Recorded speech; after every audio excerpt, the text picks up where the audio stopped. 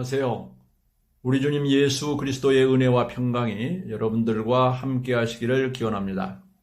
저는 PCK 장로교 소속으로 현재 조지아에서 선교 사역을 하고 있는 이정권 목사입니다. 오늘은 프랑스 작가인 생텍쥐페리의 미소라는 짧은 꽁트, 짧은 이야기에 대해서 여러분과 함께 이야기하려고 합니다. 러시아와 조지아의 사람들은 사귀면 사귈수록 정이 있고 예의 바른 사람들입니다. 그런데 처음에는 이상한 사람 보듯 먼 산 바라보듯 바라보다가 우리가 zdravствуйте, 가마르조바, 안녕하세요의 뜻입니다. 라고 웃으며 인사하면 그들의 얼굴에도 미소가 흐르며 반갑게 대해줍니다. 인사와 미소는 마음을 열게 하고 관계를 좋게 하는 것을 경험합니다. 그런데 미소라는 제목의 콩트는 약 200자 원고지 5장에 해당하는 짧은 소설을 의미하죠. 이 콩트를 프랑스의 생텍쥐페리가 내놓았습니다. 생텍쥐페리, 정확히는 앙투안 드 생텍쥐페리는 프랑스의 작가이자 공군 장교였습니다. 어린 왕자의 작가로 세계적으로 알려진 인물이죠. 그는 1900년 프랑스 리옹에서 태어나서 육군 항공 정비병으로 근무하다가 민간 조종사 자격증, 나중엔 군용기 조종 면허장을 취득하여 직접 비행기 운항을 했습니다. 그는 첫 저서인 비행사를 시작으로 난방우평기, 야간비행, 인간의 대지, 전시조종사, 어린 왕자를 출간하였습니다. 그러나 1944년 44살이죠. 7월 그가 정찰기를 몰고 이륙했으나 실종 보고가 들어왔고 실종 처리가 되었는데 1948년에야 사망으로 인정되었습니다. 이 생텍쥐페리는 제2차 세계대전 이전에 파시스트에 맞서 스페인 남북전쟁에서 싸움에 참여했습니다. 그런데 그는 적에게 붙잡혀서 감옥에 갇히게 되었습니다. 이 경험을 바탕으로 스마일, 미소라는 짧은 이야기를 썼습니다. 자서전인지 픽션인지 명확하지 않은데 자서전으로 알려지고 있습니다. 그는 간수들로부터 학대를 받은 후에 다음 날 처형될 것이라고 확신했습니다. 그 순간부터 그는 자신의 이야기를 들려줍니다. 내용인즉슨 나는 적에게 잡혀 감옥에 갇혔다. 나는 몹시 긴장하고 혼란스러워졌다. 나는 미친 듯이 수색을 피한 담배가 있는지 확인하기 위해 주머니를 뒤졌다. 나는 결국 하나를 찾았지만 손이 떨려서 입술에 붙일 수도 없었다. 그런데 나는 성량이 없었다. 나는 철장 너머로 간수를 바라보았다. 그는 나와 눈을 마주치지 않았다. 나는 그에게 당신은 불이 있습니까? 라고 소리쳤다. 그는 나를 보고 어깨를 으쓱하더니 내 담배에 불을 붙이기 위해 다가왔다. 그가 가까이 와서 성냥에 불을 붙였을 때 그와 나 사이에는 불이 켜졌고 그의 눈은 무심코 내 눈에 고정되었다. 그 순간 나는 미소를 지었다. 내가 왜 그랬는지 모르겠다. 아마도 긴장 때문이었을 것이다. 아마도 서로 매우 가까워지면 미소를 짓지 않는 것이 어렵기 때문일 것이다. 어쨌든 나는 웃었다. 그 순간 우리의 두 심장, 두 인간의 영혼 사이에 불꽃이 튀는 것 같았다. 나는 그가 원하지 않았다는 것을 알고 있지만 내 미소는 철창을 넘어갔고 그의 입가에도 미소가 지어졌다. 그는 내 담배에 불을 붙였지만 가까이에 머물면서 내 눈을 똑바로 바라보며 계속 미소를 지었다. 나는 그에게 계속 미소를 지었고 이제 그가 단순한 간수가 아닌 사람이라는 것을 알게 되었다. 그리고 나를 바라보는 그의 시선도 새로운 차원을 가진 것 같았다. 자녀가 있나? 그가 나에게 물었다. 그럼 아들이 있지. 여기 봐. 여기. 나는 지갑을 꺼내 들고 그에게 우리 가족의 사진을 보여주기 시작했다. 그 역시 자기 자녀들의 사진을 보여주면서 자녀들에 대한 자신의 계획과 희망에 대해 이야기하기 시작하였다. 그런 다음 눈물이 내 뺨을 타고 흐르기 시작했고 나는 아이들을 다시는 볼 수 없을까 봐 두렵다고 말했다. 그도 눈물이 흐르기 시작했다.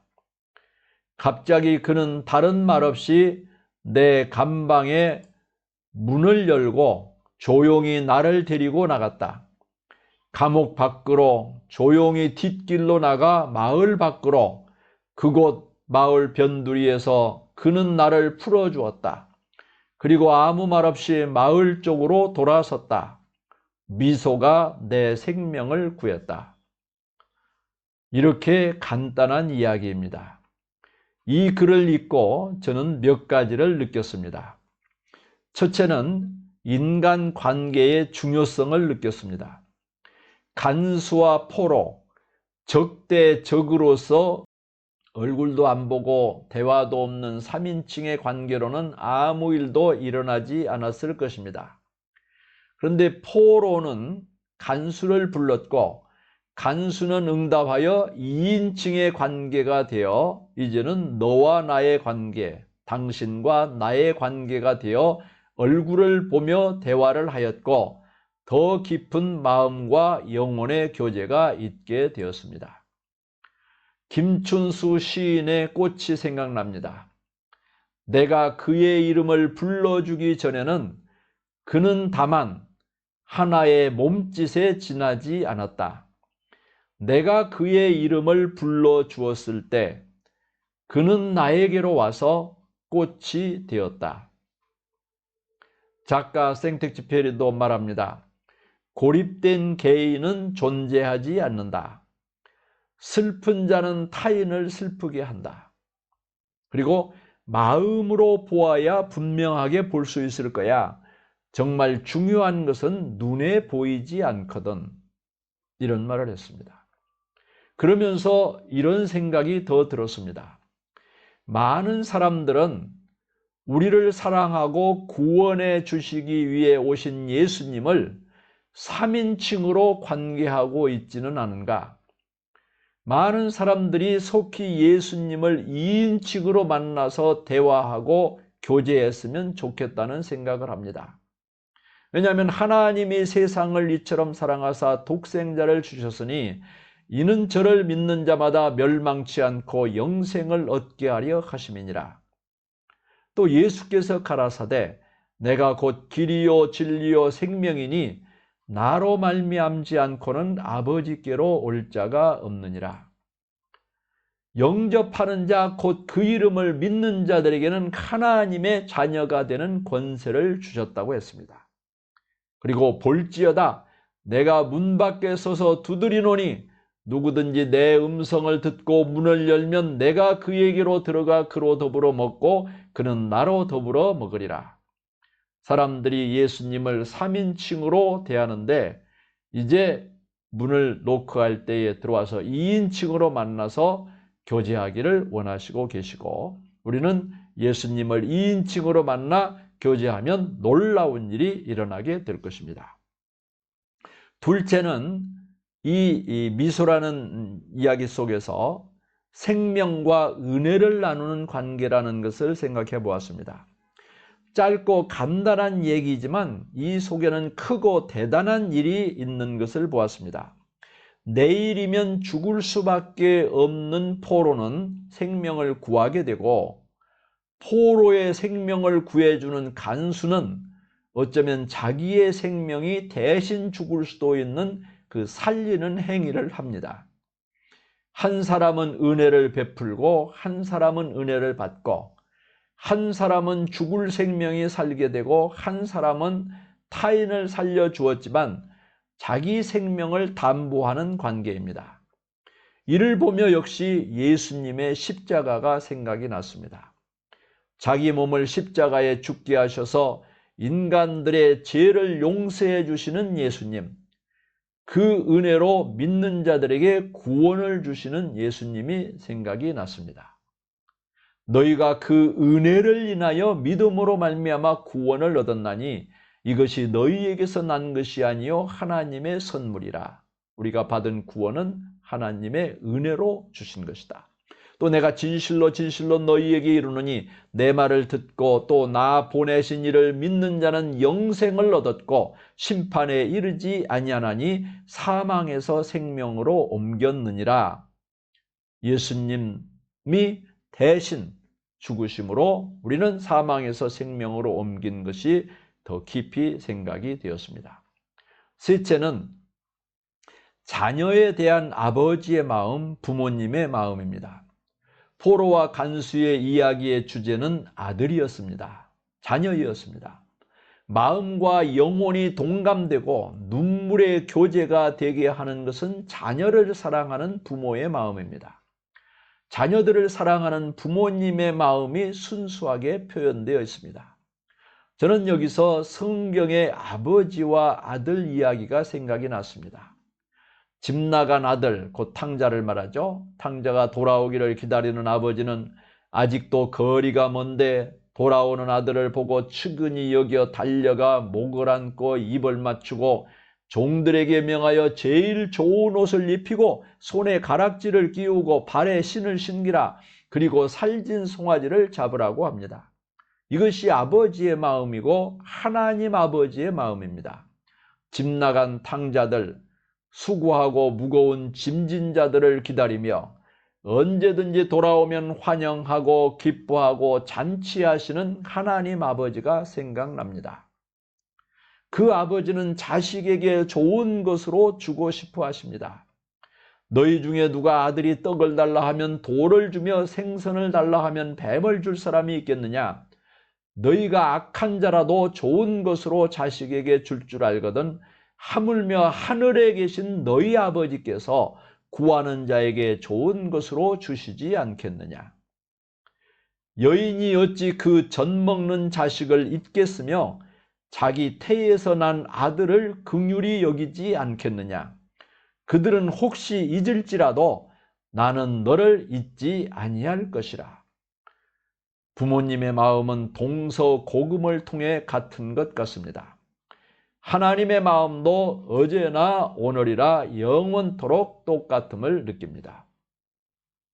넷째는 미소에 관한 중요성입니다.